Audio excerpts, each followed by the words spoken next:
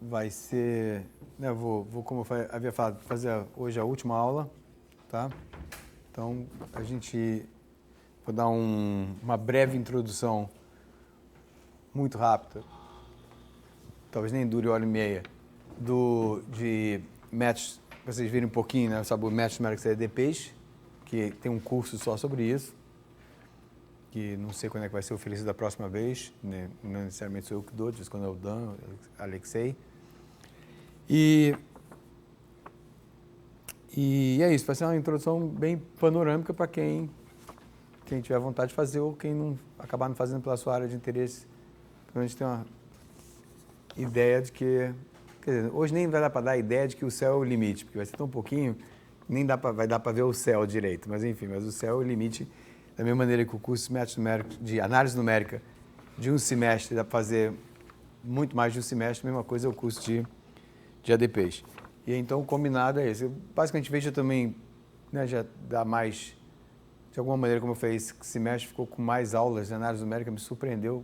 Se eu contar todos os dias, quase 34 na média, de 30 a 32, estão com hoje, e a última aula do Zé Eduardo vai fazer 32, e aí eu falei, não vou, reta final de semestre, botar mais material que não vou cobrar e que deixa esse tempo para vocês arrematarem tudo, e a gente termina hoje, tá?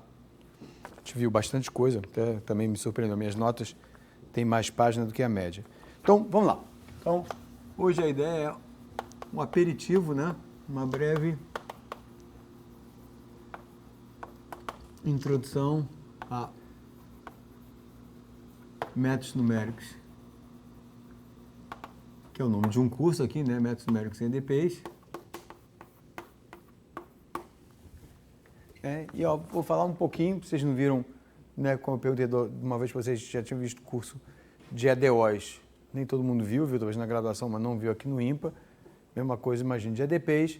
Mas o que eu vou falar hoje é para justamente mostrar como é que o que a gente aprendeu nesse curso já faz vocês entenderem esse aperitivo que eu vou dar hoje, essa introdução que eu vou dar hoje. Tá? Então, tem 3 classes de EDPs que a gente aprende, em particular EDPs de segunda ordem. Então, a gente tem aqui, isso aqui chama equação da onda. Tá? Eu acho que vocês já sabem que agora a derivada é parcial, onde U é uma função de xt, nesse caso aqui seria, dependendo vou falar já um pouquinho da aplicação, né? A elevação da onda. Então, começa a se aprendendo isso como uma corda vibrante. Né? Então, o exemplo clássico disso aqui é uma cordinha presa aqui. Então, aqui U igual a 0. Vou te escrever um pouquinho melhor, né? U de 0, T igual a 0. U de L, T igual a 0. Que significa que a corda está presa em todo o tempo e ela pode vibrar como se fosse uma onda. Essa é uma das possibilidades. É também um modelo extremamente simplificado para ondas do mar, que nem quase não tem aplicação, serve só um pouco como motivação, mas enfim, no curso de ADPs e aplicações, que até eu vou dar semestre que vem, a gente vê um pouquinho de modelos, como é que chega nisso para modelos mais complicados. Então vamos ver. Então isso aqui chama isso aqui de 1, equação da onda, 2, outra equação famosa, que é a equação conhecida como equação do calor, ou equação de difusão, que são processos de fusão, que tem aplicações também calor, fluidos e variações dessa equação, parece até em economia.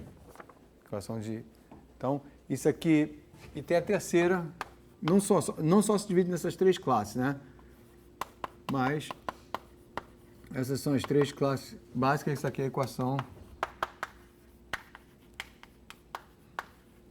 de Laplace.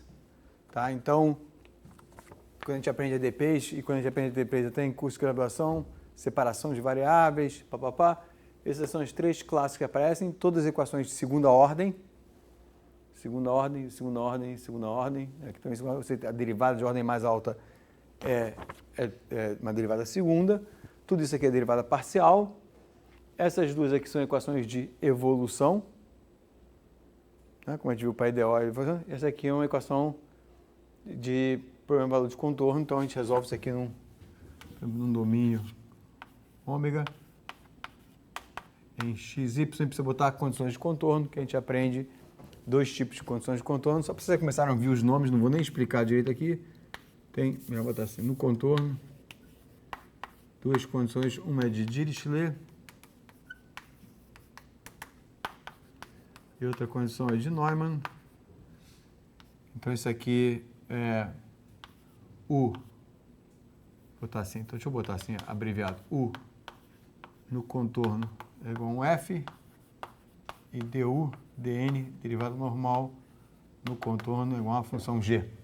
Tá? Então, são problemas que a gente aprende. E essa aqui é a equação da onda, a equação do calor, e cada um tem a sua propriedade, e a gente começa aprendendo a resolver numericamente essas equações, tá? E a equação da onda em particular, que é a que eu quero começar a falar, essa daqui, a gente pode ver isso aqui, ó. Ups. A gente que pode... Isso aqui a gente aprende também no curso de ADP, por método de características, para vocês começarem a ver alguns nomes chaves.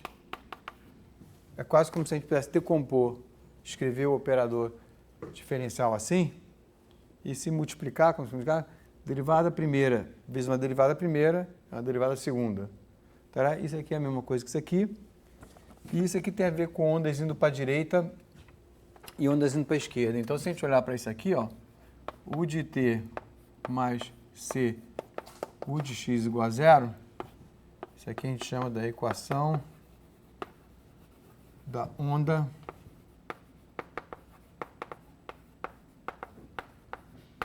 unidirecional. Então, aqui eu estou jogando só nomes para vocês, mas não estou explicando, para quem nunca viu ADPs. E o contraste dessa equação daqui, vou chamar de 1A. 1A com 1B, não, com 1, é que a gente aprende que isso aqui é uma equação da onda em uma direção. E isso aqui é uma equação da onda em duas direções. Permite informação viajando nas duas direções, tá? Se eu tiver uma condição inicial, que é para escrever esse problema, então, e com condições de contorno, deixar livre, deixa a condição de contorno, em princípio, então vamos deixar assim, vamos para eu não me confundir vocês, vamos botar um domínio bem grande, suponha que eu bote uma ondinha aqui assim, aqui é U de 0, T igual a 0, aqui é U de LT igual a 0, o L bem grande, deixa eu botar isso aqui meio que longe da fronteira, para a gente meio ver que a ondinha tá assim. Tá, esse aqui é o nosso F de x. Então, olha só o que esse problema diz. Aí, deixa eu dar a solução para vocês também, que a gente aprende a fazer essa solução de diversas maneiras, mas deixa eu escrever ela, que vocês vão ver por inspeção que ela é correta. Tá? Então, a gente aprende a fazer isso sem nenhuma magia, né? A gente aprende a fazer isso direitinho no curso de ADPs. Então, olha só como é que eu resolvi esse problema fácil, que é o problema mais simples de onda que tem. Onda unidirecional, e depois a gente aprenderia que esse caso aqui, a onda, permite ondas andando nas duas direções ao mesmo tempo. Vamos verificar que isso aqui é a solução disso aqui. No instante zero, isso aqui é f de x, então satisfaz a condição inicial. Então, isso significa que no instante zero, eu tinha esse perfil de onda aqui. Quando eu liguei o meu cronômetro, quando o tempo passa, isso aqui é uma variável, que é como se fosse um referencial móvel, está viajando com velocidade c para a direita, tá? Então, esse perfil, sem se mudar, é transladado para a direita com velocidade c. Então, a gente aprende que esse c daqui é a velocidade da onda. Tá? Eu estou fazendo meio que ao contrário aqui para a gente ganhar tempo, né? Eu já sei como é que é a solução e tem diversas maneiras, separação de variáveis ou método das características, para se resolver isso de uma forma sem adivinhação. Tá? Mas vocês veem que é fácil, né? Tá claro, né? Instante zero é o perfil inicial, conforme o tempo passa, basicamente regra... Ah, esqueci de falar, importantíssimo. Isso é solução da IDP? É, regra da cadeia. du dt é f' variável dentro dt. Então vai ser menos CT. Não, menos CF'. Falei errado, desculpa. Menos CF' mais C, derivado em x. Derivado em x é F', derivado em x, é 1. Então, solução. Tá? Falei errado, mas deu para ver, porque é tão fácil, né? Tá? Que vai dar meio que CF', menos CF' mais CF' 0. Tá? Então, regra da onda. Aí a gente pergunta, aí o que a gente aprende no método numérico de EDPs é como é que eu faço um método numérico para resolver esse problema que de tão simples eu sei qual é a solução, um pouco no espírito, um pouco mais complicado até, inclusive em espírito também, mas um pouco do problema teste. No espírito do problema teste é o seguinte, pega uma equação mais simples que você tem ali de EDO, que é dy dt igual a lambda y, e testa o método numérico, porque se já der errado para esse problema, tchau, né? Quer dizer, então até você entende por que tchau deu errado naquele problema, dependendo do valor, do alto valor, se for o lambda, e por aí vai. Então isso aqui a gente experimenta fazer um método numérico para isso ver o que acontece no computador. E aí eu vou contar um pouquinho a história para vocês, meio só assim, meio que cenas do próximo capítulo, que não vai ter próximo capítulo para vocês, pelo menos nesse programa, né? Vai ser depois no outro curso. E aí menciono algumas coisinhas sobre essas aqui, tá? E aí tem problemas mais gerais que não, quer dizer, de EDPs que não cabem nessa categoria, e eu vou mostrar para vocês um problema que é como é dado no curso, nessas notas, estou aqui na minha mão, que eu já escaneei, mas não tive tempo para dar para vocês, inclusive com as aulas passadas, dá para misturar esses dois problemas 1 e 2, e que a gente chama um problema de advecção de fusão, um problema que tem transporte de fusão, e vou contar um pouquinho a história para vocês. Então, eu vou contar um pouco a história desse problema 1, 2 misturado, que é um problema que tem um apelo de aplicação, e aí ver como é que a gente discretiza e exercitar um pouquinho linguajar de modelagem matemática. Tá? Então, o probleminha, deixa eu ver o que está aqui na minha próxima nota. As notas, basicamente é isso. Então, o probleminha é assim, botar uma figurinha que vai assim. E aí eu vou mudar a notação talvez um pouquinho. Então, tem um problema aqui. Uma vez, eu estava num livro justamente que queria motivar um pouco de matemática com aplicação realmente prática, mas ele é um problema bem simplificado, mas que já permite a gente brincar com essas equações. Então, está aqui na notas. Então, suponha que tem uma casa aqui, na prática não se usa um modelo tão simplificado, mas aqui tem as ideias boas, então, mas você tem uma fábrica que emite uma nuvem de poluente, a gente tem um vento com velocidade U constante, então, que seria a velocidade do vento constante. Então, por exemplo, a pior velocidade observada nessa região, então esse é o modelo mais simples, fazer uma continha rápida e ver se você quer comprar aquela casa e se a poluição vai te atingir. Tá? Então, você tem a distância, tem a velocidade do vento, aqui tem a fábrica emite essa nuvem de poluente, que eu vou dizer que a concentração do poluente é CT.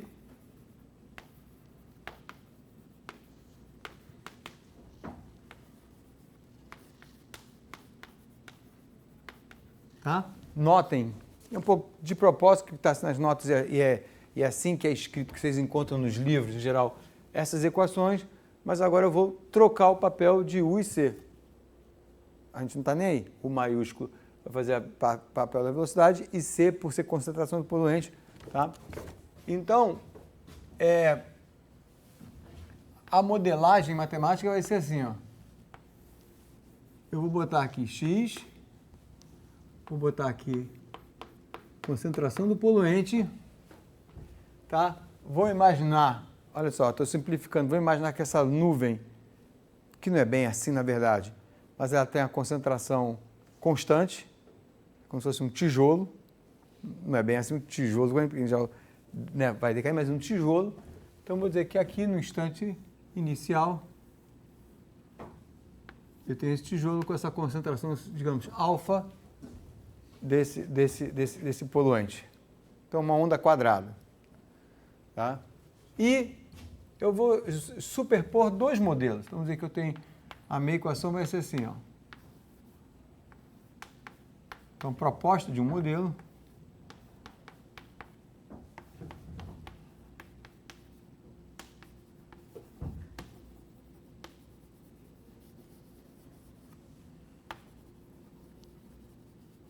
que dá para resolver na mão, mesmo assim sendo um pouquinho mais complicado, mas vai tentar resolver no computador.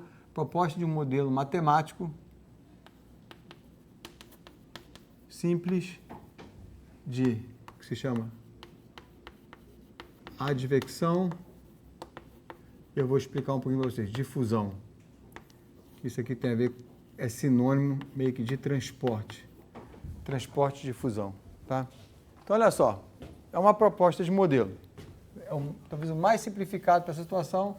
Então, já um bom exercíciozinho pré-EDPs, mas para a gente depois falar, pô, então vamos tentar resolver no computador e ver o que ele faz. Bem, o que é esse modelo? Por que essa proposta desse modelo? Então, deixa eu falar aqui, vamos fazer o seguinte, ó. No caso, k igual a 0, tá? Eu estou desligando a difusão. Ou seja, em outra palavra, vamos botar assim, uma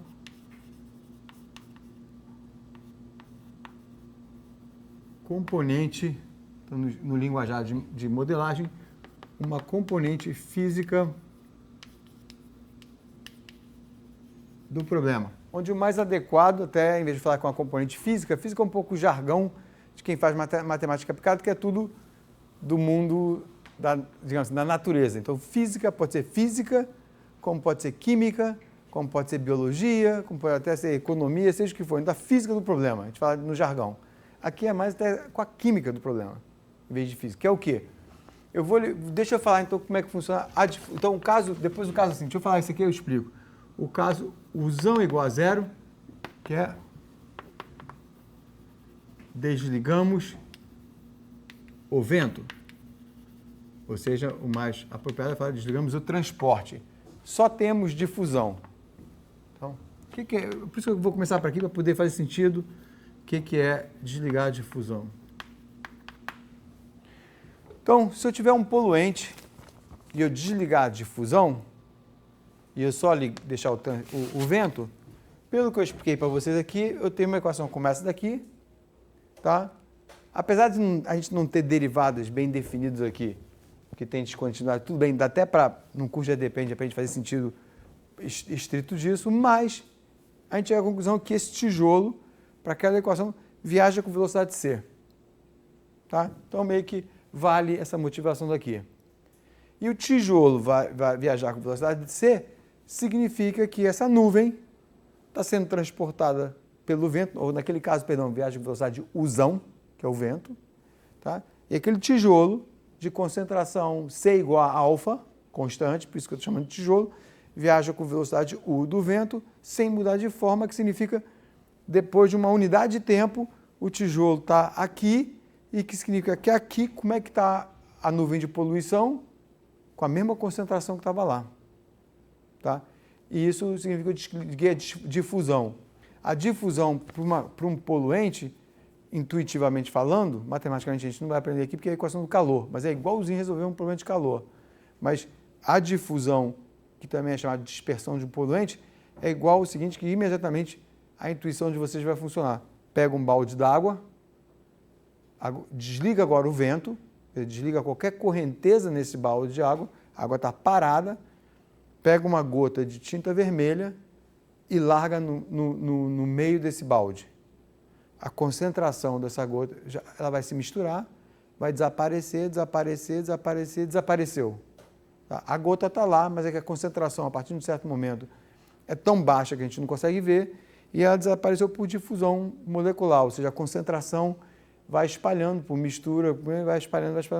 Então isso é difusão, e é parecido com calor, que é a mesma coisa que eu tivesse um domínio com uma temperatura fixa 10 graus, eu dou uma aquecida instantânea no meio para 50 graus e deixo correr, a temperatura vai baixando igual a essa do modelo físico em primeira aproximação, guiado para aquela equação, diz que a temperatura vai baixar de uma certa maneira por difusão. Tá? Então, Essa EDP daqui, em que eu tenho dois mecanismos físicos, tem o mecanismo de transporte, que é o vento com velocidade U. Se eu desligar isso aqui, o tijolo fica com a mesma concentração viajando. Essa daqui, eu desligo o vento, é o efeito que nem da tinta, a nuvem vai se espalhando e a concentração de poluente vai baixando, tá? E isso aqui são os dois juntos, então lá na casinha que você quer comprar, você quer saber se na pior situação do vento, esse modelo mais simples, né, não é usado assim na prática, mas é um ótimo exercício em modelagem matemática por e também numérica, ele vai dizer que com o pior vento naquela direção e com a constante de difusão dos agentes no ar e do produto, qual vai ser a concentração quando chegar aqui a uma distância L quilômetros, por exemplo, isso aqui é L, você quer saber como é que essa nuvem está quando ela chegar lá a L. Tá? Então, na verdade, você mistura com isso duas ADPs numa e, primeiro, para resolver aquela ADP, você deve primeiro aprender a resolver essa ADP, a onda unidirecional, e depois a equação do calor, e depois misturar as duas. Depois tem a equação de Laplace, que é para funções harmônicas, e que funções harmônicas aparecem em todo canto. Então, saber resolver funções harmônicas, você tem que resolver Laplace. Então, na aula de hoje eu vou dar um esboço rápido e falar, não explicar, mas falar o que pode acontecer. Tá? Então, vamos lá. Equação da onda.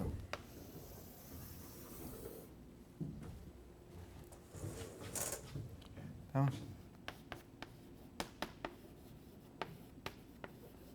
Vamos falar na equação da onda, a unidirecional, que é de primeira ordem.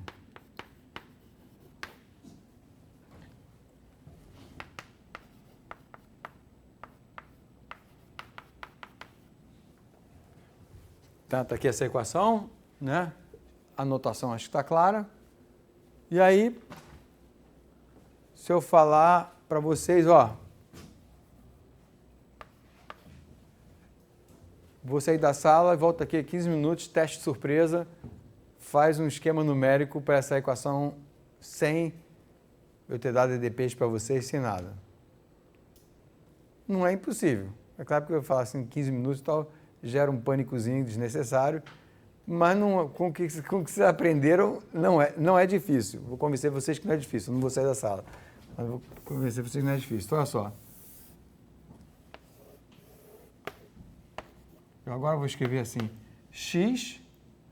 Então, olha só, a primeira coisa que a gente já imagina é que eu tenho a minha onda, tá aqui, ó, minha onda inicial, seja ela qual for, a suave, eu tenho que botar uma malha aqui em x e, comparando com o que a gente viu antes, a gente discretiza em x e tem que discretizar no tempo. No tempo já é mais natural para a gente, que sabe que evolui no tempo delta, né, incrementos de delta t. Ah, então aqui não é tempo não, perdão. Então aqui que é tempo. Então eu vou botar aqui uma malha, vou botar um pouco a malha mais grosseira só para questão de desenho. X e t. Onde aqui, vou chamar esse ponto xj, chamar esse ponto aqui de xj mais 1, espaçamento delta xj, aqui vou chamar esse ponto de tn mais 1, e esse espaçamento aqui de delta t. Com esse desenhozinho, já posso sair da sala e voltar em 10 minutos, em vez de 15 minutos, porque já começou a ficar mais fácil, né? O que a gente faz para resolver o nosso primeiro método numérico em EDPs da nossa vida? É aproximar essa derivada daqui e aproximar essa derivada daqui e juntar os trapos, juntar as duas. Então, se a gente fizer uma série de Taylor, eu vou fazer o seguinte, eu vou escrever uma anotação para ver se vocês já concordam com a anotação.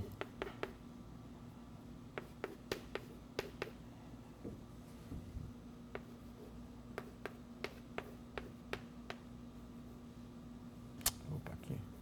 Tô doido aqui.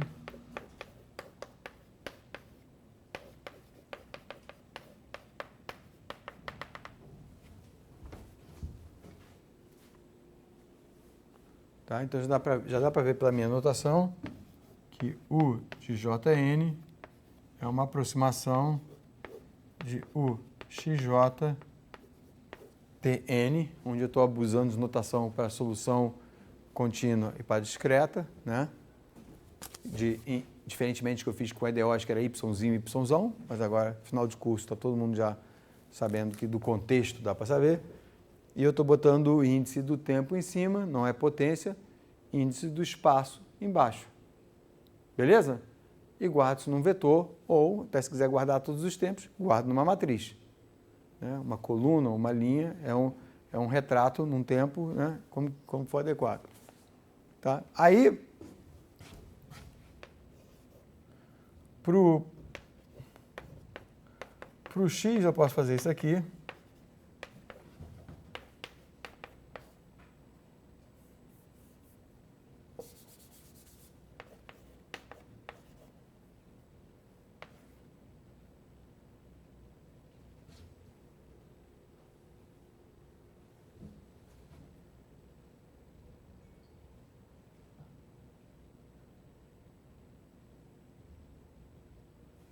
Deixa eu ver como eu vou fazer aqui para fazer igual das notas.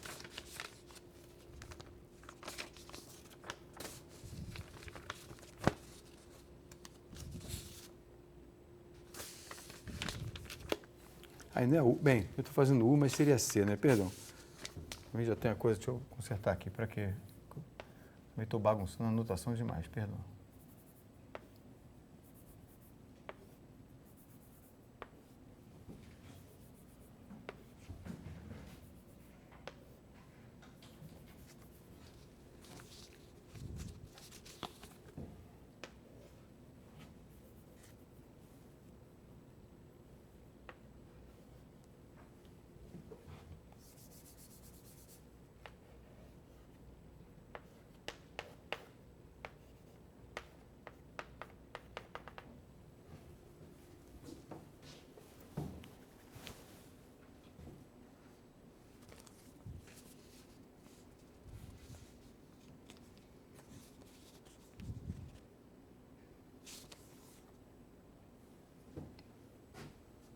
Ou seja, em resumo, vou fazer aqui que CJ, vou botar para cá.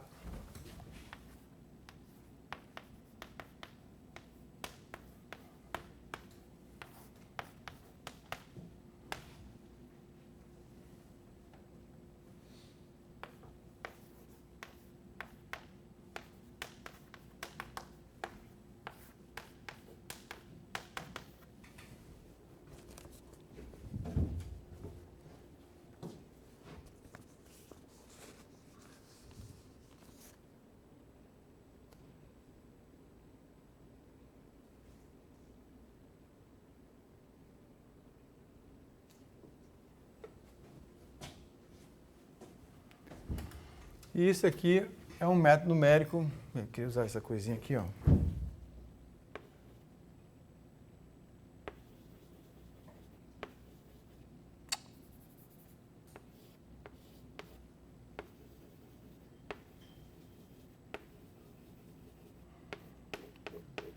Que a gente chama que tem essa molécula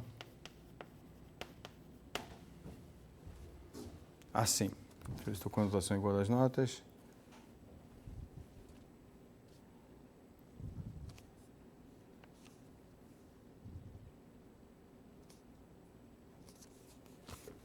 Tá?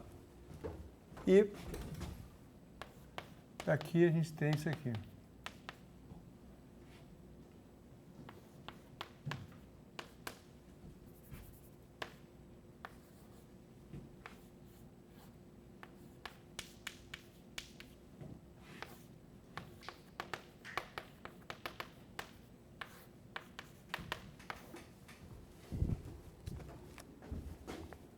E temos, então, um método explícito.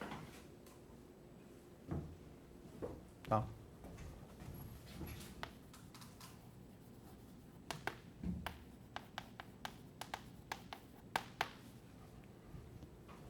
E a gente aprende várias coisas no método numérico EDP. A gente pode chamar isso aqui de sigma, que é chamado número de Courant.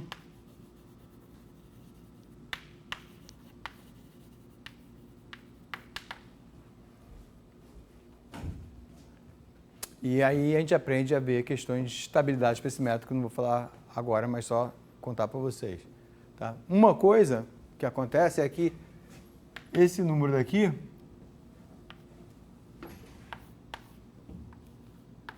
quando sigma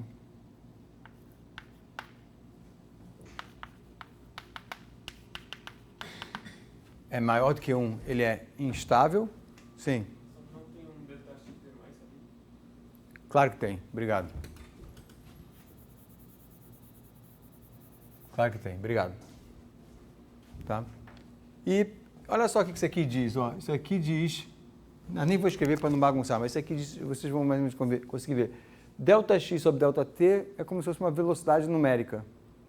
Certo? Ou seja, nesse tabuleiro daqui, é como a informação está viajando no tabuleiro. Isso aqui é como se fosse tabuleiro agora, né? Então, delta x sobre delta t é como se fosse uma velocidade numérica. E o u é a velocidade do vento. Tá? E aí, tem razões além disso, do que eu tô, aqui eu não vou explicar, como eu falei, mas só começar a mostrar o que se estuda em ADP, é que a condição de estabilidade é que a velocidade numérica tem que ser maior do que a velocidade do vento, maior ou igual que a velocidade do vento. E isso, acho que nenhum de vocês, não sei, já aprendeu o que é método das características, tem a ver com características, domínios de dependência, coisa que a gente aprende em ADP, tá? Entre o numérico e o contínuo, blá, blá, blá. Tá? E pode também ver de outras maneiras. E uma coisa também que a gente aprende no curso de ADPs é que, e é aquela história, se a gente não aprende desse jeito, a gente fica caçando erro no computador, quando na verdade está tudo certo. Que é, se o número de Courant for menor do que 1, tá? Esse método numérico tem um amortecimento, como, abre aspas, porque não é amortecimento, tá? Mas tem como se fosse um amortecimento numérico, a solução decai no tempo, que na verdade é uma difusão numérica. E aí, por um momento, você pode ficar meio que caçando erro, falando, pô, mas eu nem liguei a difusão numérica e eu estou vendo difusão na minha solução. E a gente aprende no curso a como ver isso, e isso tem a ver com o modelo discreto, de novo, no mesmo espírito que a gente viu de EDOs, que tinha amortecimento espúrio, oscilação espúria, coisa que vocês estão vendo no dever de casa agora, né? Que a solução pode oscilar dependendo da sua escolha da sua malha, né? Ou pode decair quando era para crescer, coisas desse tipo. Tem então decaimento espúrio, Euler implícito é um que pode dar isso, né? Se a gente botar para um oscilador. E então aqui esse método também vai ter um mecanismo espúrio, que é uma difusão espúria, e que, na verdade, se eu estiver pensando nesse problema daqui, você vai ficar falando, caramba, mas eu desliguei esse cara e estou vendo uma difusão. Não, é que parte da difusão que você está vendo primeiro é puramente numérica. E depois você vai ligar essa difusão daqui. Tá? Então, esse é um comentário e a gente aprende coisas ao longo dessa linha e como enxergar isso. Depois, a gente foi resolver a equação do calor.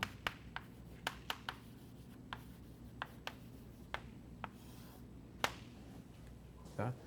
A equação do calor, eu nem lembro se eu tenho isso aqui, eu acho que nas notas, acho que não.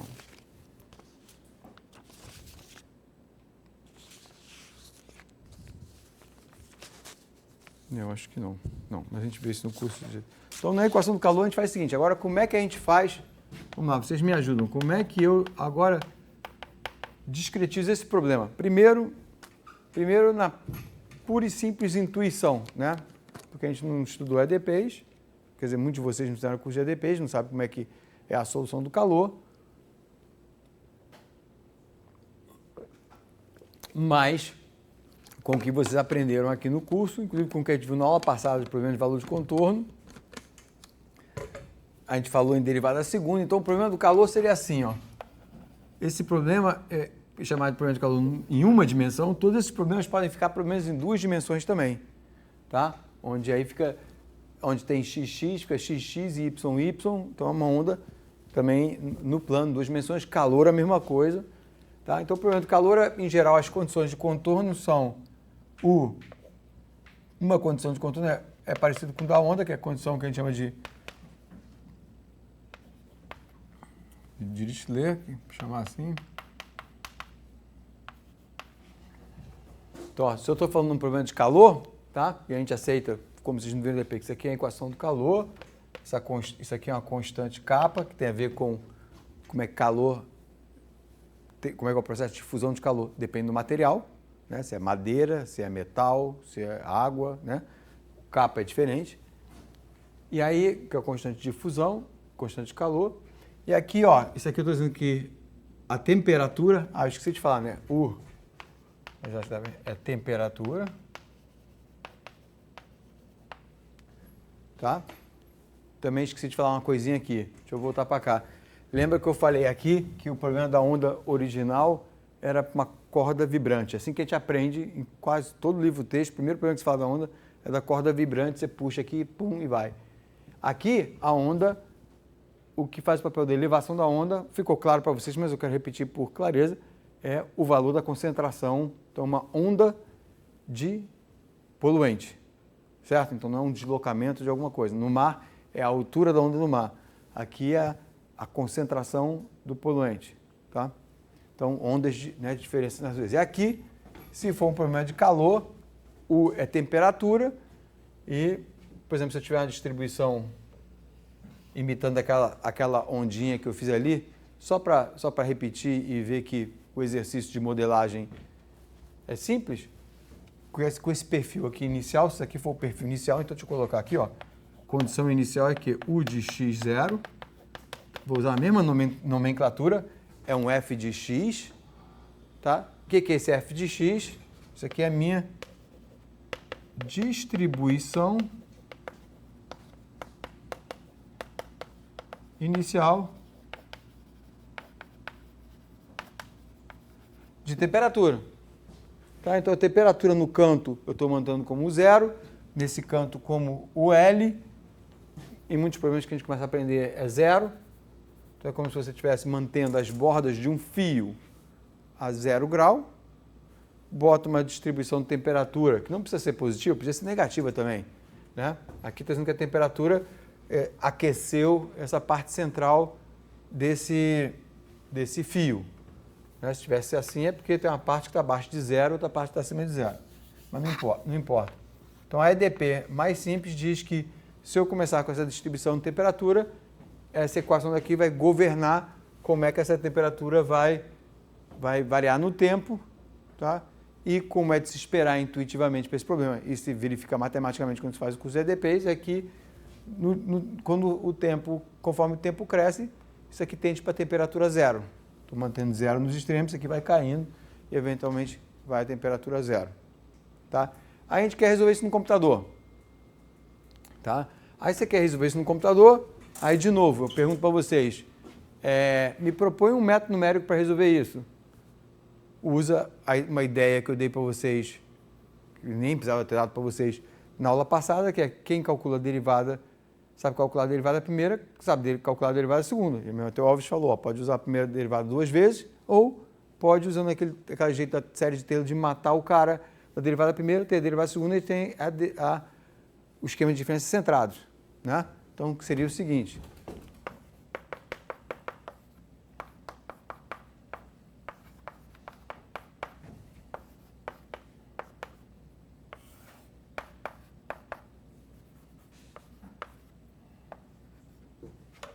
Isso aqui é a derivada segunda. Né? E olha só, conforme você pensa em EDPs e quiser pensar em EDOs, tem uma coisa que a gente chama método das linhas,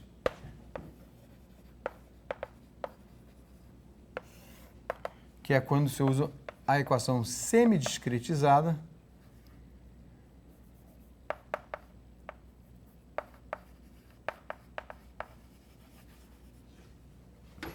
e isso significa que eu posso fazer o seguinte, ó. Vê se vocês entendem minha anotação.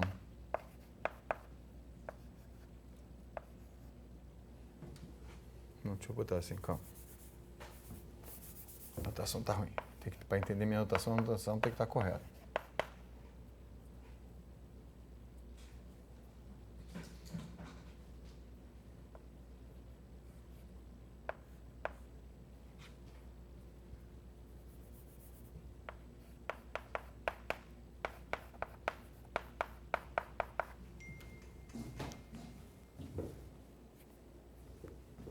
onde U, vai ter que dizer o que é U, é esse vetor que vai ser U1, U2, UJ transposto. Então, semidiscretização, o nome já diz. Eu peguei e com essa maneira aqui de aproximar a derivada segunda, eu substituo isso aqui, o que era derivada parcial, como agora já está discretizado em x, vira uma derivada total, porque já não tem mais a variável que era contínua em x, deixou de ser contínua, né? Então, esse é o vetor aqui, onde cada uzinho desse aqui, ó, U de J é um U de JT, varia no tempo. Então, é como se eu tivesse agora discretizado, deixa eu ver se eu consigo pegar uma cor boa, laranja que é uma boa, mas enfim, vai ser aqui, ó.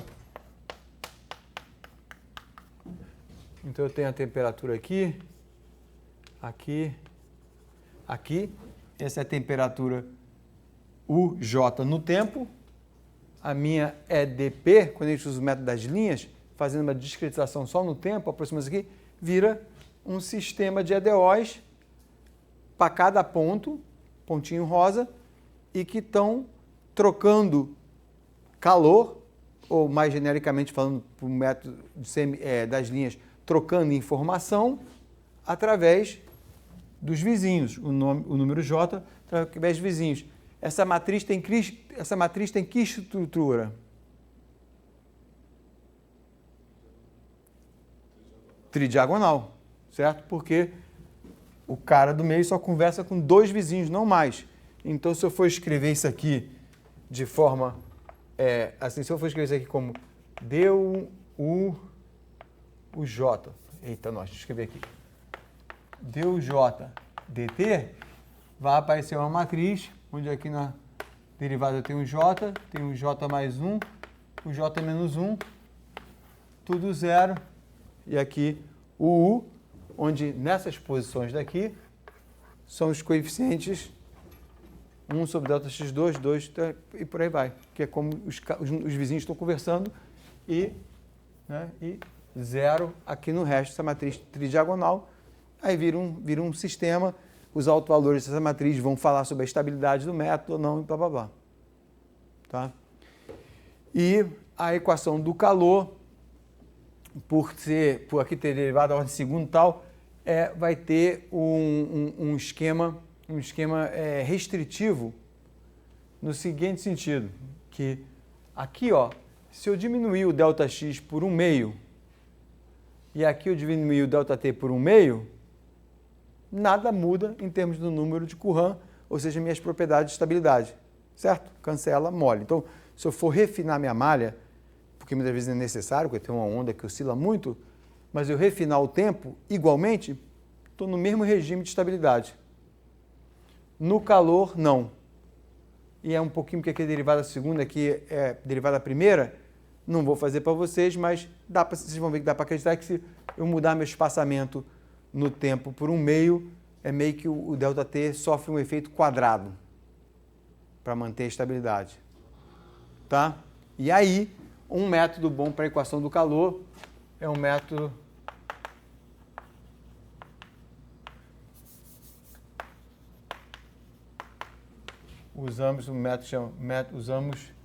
aí vocês aprendem isso no curso de ADP, método de Crank-Nicolson, que é basicamente, vou botar assim, parente da regra do trapézio. Ou seja, não preciso escrever muito. De novo, você vê como é que eu consigo já contar uma história para vocês de ADP sem saberem ADP e tal. Essa é a ideia da aula de hoje. O que significa a regra do trapézio? É que aqui que eu tenho na versão discreta, eu vou botar isso aqui no tempo n, isso aqui no tempo n, né? Vai virar aqui no tempo n uma média do tempo n mais o tempo n mais 1, que é a regra do trapézio. E isso já melhora as condições de estabilidade do método. Deu para entender? Você escreveu muito? Quer dizer, só estou contando história agora, porque já não dá nem para chamar isso de um curso, porque não estou fazendo detalhe, né? Só meio que... Mas mostrando que dá para vocês entenderem o que estaria por vir se vocês estivessem fazendo um curso de Mathematics EDPs agora, fazendo a segunda parte. do que a gente viu. Faz sentido? Tá?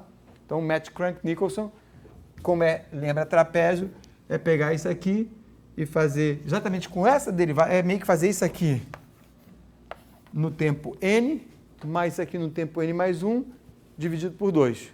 E aí o método fica implícito, e aí eu tenho que resolver um sistema a cada passo no tempo. Certo? Porque vai ter uma matriz multiplicando a parte que eu sei, a matriz multiplicando a parte que eu não sei, a matriz multiplicando a parte que eu sei, ou que seja, que eu já calculei no tempo n, virou o B do sistema AX igual a B, né? Então dá para ver como é que a mecânica do método aparece, certo? Tá? E aí, por fim, eu acho que não vou ter muito mais o que falar. Sim, então, se a gente quiser, só para finalizar, se a gente depois de aprender a fazer isso, testar no computador, para resolver esse modelinho aqui simples, mas já que dá para contar para um amigo, um modelo de dispersão de poluentes, tá? Simplíssimo, né? Unidimensional e tal, colocar aqui, discretizar como se fosse o método da onda, aqui do calor, em particular, se quiser fazer melhor, faz o Crank-Nicholson, como se fosse regra do trapézio para aquela parte, e aí você resolve o sistema e vê o que acontece, calibra botões e tal, quer dizer, aumenta o vento, aumenta isso e tal, e brinca e vê como é que funciona. E, de novo, esse problema daqui dá para fazer na mão, mas, de novo, a gente tem que fazer no computador uma coisa que a gente sabe fazer na mão primeiro para testar o método numérico, como a gente viu o problema teste. Tá? E aí, a última que é a equação de Laplace.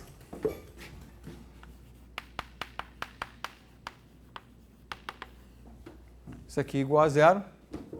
Tá? Então, vamos agora pensar no região mais fácil de resolver isso.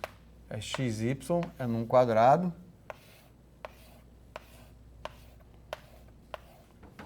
E se for o problema de Dirichlet, a gente tem que U na fronteira igual a um f de xy. Né? Eu escrevi só f de x, escrevi f de x. Por que eu botei quando eu fiz Laplace? Acho que eu nem... só botei um f, tá? Então não fiz errado. Né? Então, aqui a gente faz isso aqui, ó. Em geral, é bom para te aprender a notação.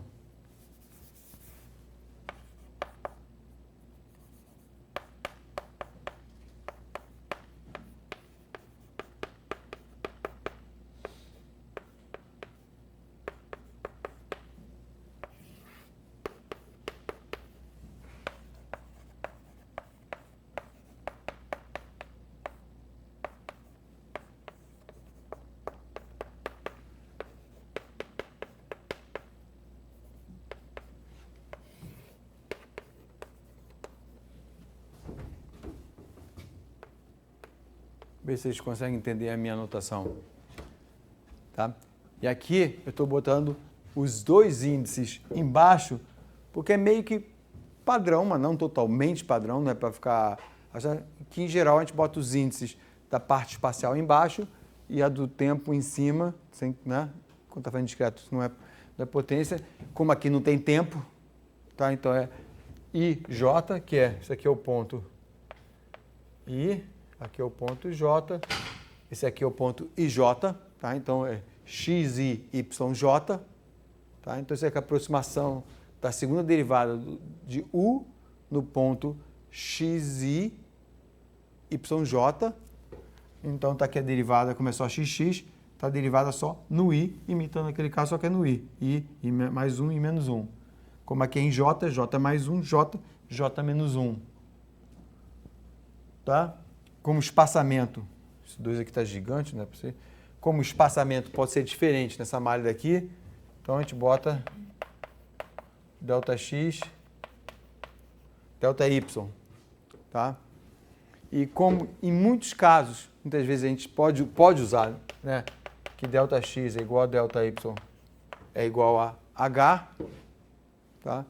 Sai daqui, isso aqui tudo H, e aí vai ficar 4, então vai ficar, deixa eu ver se eu consigo escrever sem fazer besteira, vai ficar 4U e J menos todos os outros, né? O I mais um J menos o I menos um J, o I J mais um, o I J menos um igual a zero. Tá certo? Esse é o Laplaciano num ponto. Escrevi certo? Né? E o H, esse é para esse caso aqui. Como está todo mundo dividido por H, o H sumiu no zero. Tá? E aí uma coisa legal que surge daqui é que a gente vê, não preciso escrever, que esse cara daqui... Deixa eu primeiro falar uma coisinha, perdão. O método numérico, a molécula do método numérico, molécula significa como é que o método numérico visualmente aparece na tabela,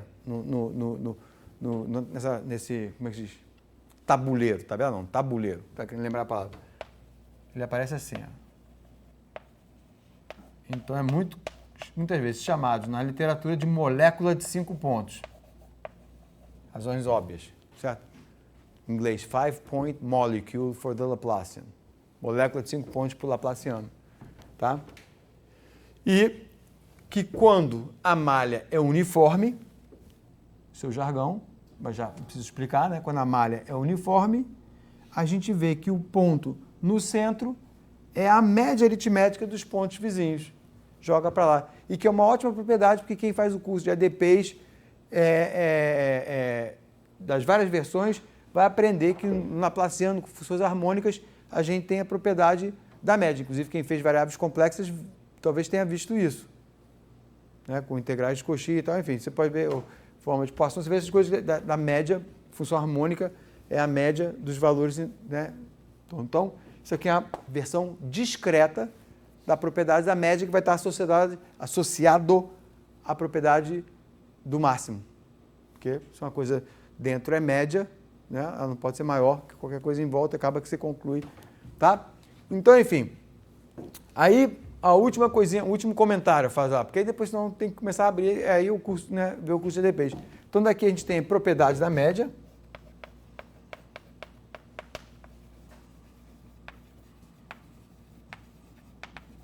Ficou claro para todo mundo? Acho que sim, né? Como isso aqui é igual a zero, passa todo mundo para lá, divide por 4, média aritmética, molécula de 5 pontos, mole, intuitiva e fazendo sentido com respeito ao modelo mãe, né? O modelo que gerou esse problema, né? Que tem a média. E agora, olha só uma perguntinha para vocês. Então vamos supor que eu tenho um domínio assim, ó. Deixa eu aproveitar isso aqui.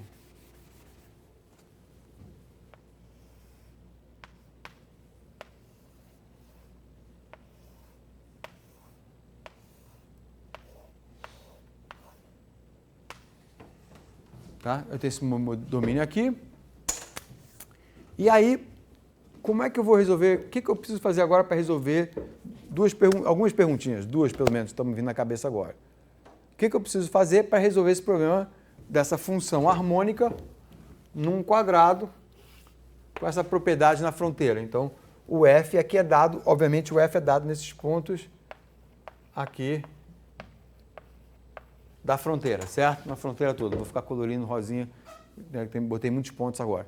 Então a pergunta é, que diferença vocês veem desse problema para os outros dois que eu apresentei? É simples, a pergunta é simples, não tem nada de truque nem nada, só para vocês registrarem na cabeça ao pensar sobre isso.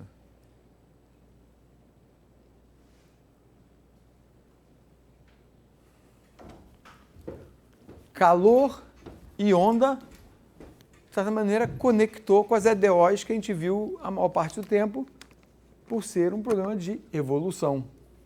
Esse agora não tem mais tempo. Não é mais um problema de evolução. É uma equação até que eu ia falar, acho que esqueci, né? Agora me deu na cabeça que eu ia falar depois para aí, essas três classes aqui, quando a gente aprende EDPs e separação de variáveis, sabe que isso aqui é um problema hiperbólico, parabólico e elíptico. Tá? Isso tem a ver com um polinômio característico, a coisa que aparece da equação que lembra esses cortes, né? Hiperbólico, parabólico e elíptico no cone. Esses dois aqui são evolução no tempo. Esse agora aqui é um problema do tipo valor de contorno. O nome já diz, eu dou a condição de contorno no bordo, então lembra um pouquinho com o problema de valor de contorno, uma versão 2D do que a gente viu no final da aula passada quando a gente fez o método do chute, certo? E igual não, quer dizer, em semelhança com o problema do método do chute, quer dizer, o método do chute, semelhança, eu tenho que tomar cuidado, o método do chute tinha um primeiro truque um dos truques do método do chute era transformar o problema no valor inicial. Aqui a gente não tem esse truque. Mas eu comentei, então é isso que eu estou me consertando, não é com o método do chute. Eu comentei que eu podia, naquele problema do método do chute, ter discretizado com diferenças finitas e resolvido um sistema. Lembra? Falei, mas não vou fazer isso porque é fácil, deixa eu mostrar o método do chute que tem aquele truque que é super espertinho, que enfim funciona. Aqui, eu também vou ter que resolver um sistema. Aqui, para a equação do calor, eu resolvi um sistema porque o meu método era implícito.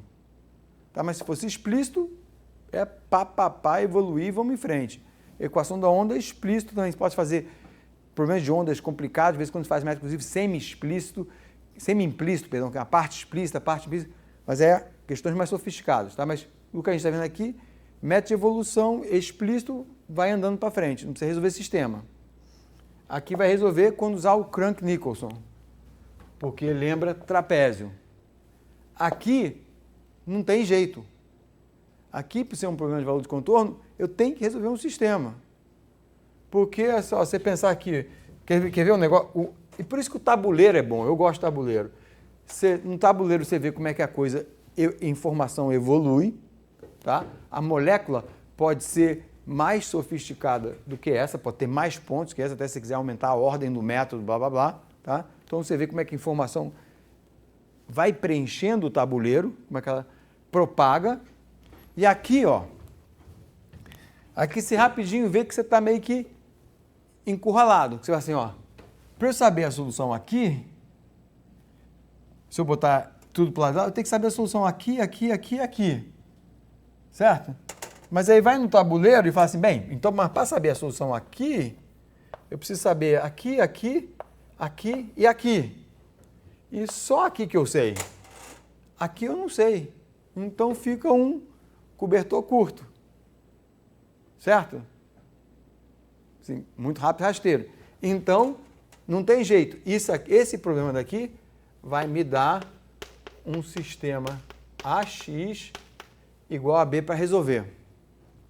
Tá? Onde esse U são os pontos no interior dessa grade. Porque na fronteira da grade me foi dado o dado de fronteira, que é o F.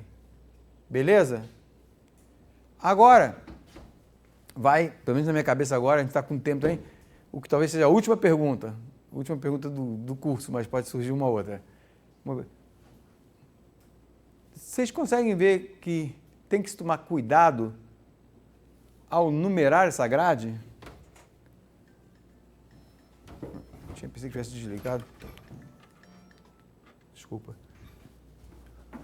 Ao numerar essa grade, que é o seguinte, aqui eu tenho, olha, aqui eu tenho essa grade, eu vou numerar, aqui eu tenho, para a equação do calor, eu tenho dado aqui, então esse aqui é o ponto 1, 2, 3 e por aí vai.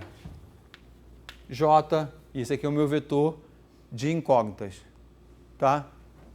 Agora, esse daqui, eu preciso numerar os pontos aqui no interior, né? Quer dizer, eu vou botar uma cruzinha em todos que a gente já sabe o valor, porque é dado por isso aqui, tá? Então, deixa eu apagar aqui, ó, para tirar a molécula. E essa é meio que a minha última pergunta.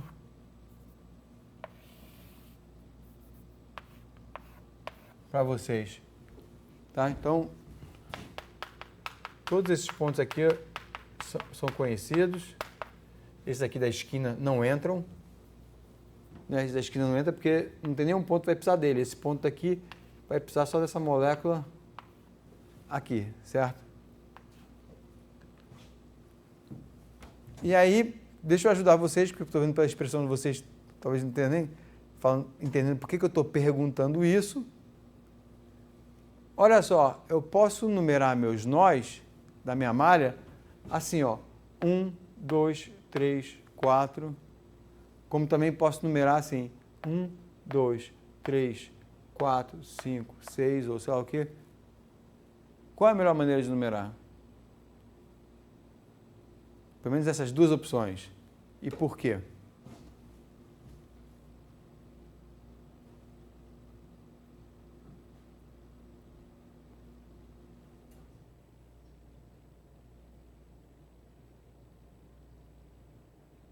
Tá clara a pergunta, pelo menos agora? Tá? Posso começar numerando, ó.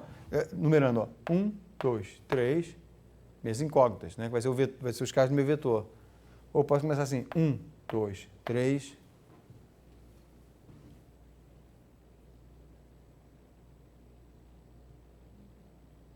Ou em outra pergunta, se não quiser falar qual é melhor ou pior, enfim, qual é a diferença aqui, qual é a consequência do ponto de vista do MATLAB, por exemplo, né, de álgebra linear, dando uma dica, da numeração de uma maneira ou de outra.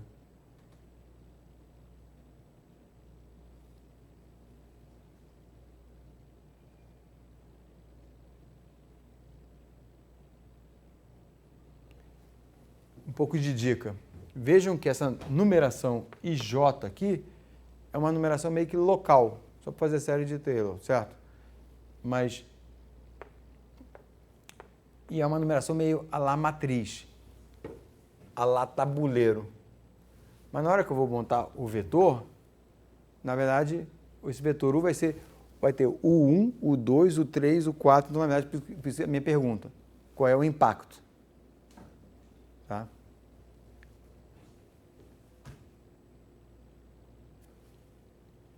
Olha só, vou numerar de uma maneira para vocês ver se dá deixa. Então, olha só. Aqui, ó, vou chamar esse nó aqui de 1, 2, 3, 4, 5, 6, 7, 8, 9, 10, 11, 12, 13, 14, tá? 15, 16, tá? Agora, olha só, se a gente for fazer o Laplaciano discreto do ponto 8, tá? A molécula dele está aqui, aqui, aqui e aqui, tá? Então, são esses caras que estão conversando entre si. Então, o 8 vai conversar com um 1 e com 15.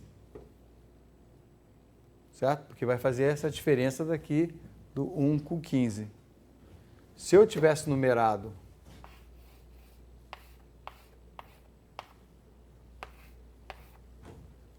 um, 2, 3, 4. Tá, então, esses pontos daqui. Se eu tivesse numerado assim, ó. 1, 2, 3, 4, 5, 6. Ele estaria conversando. Isso aqui é dado. Ele estaria conversando com os nós 1, 3 e 5. Isso não afeta a banda da matriz?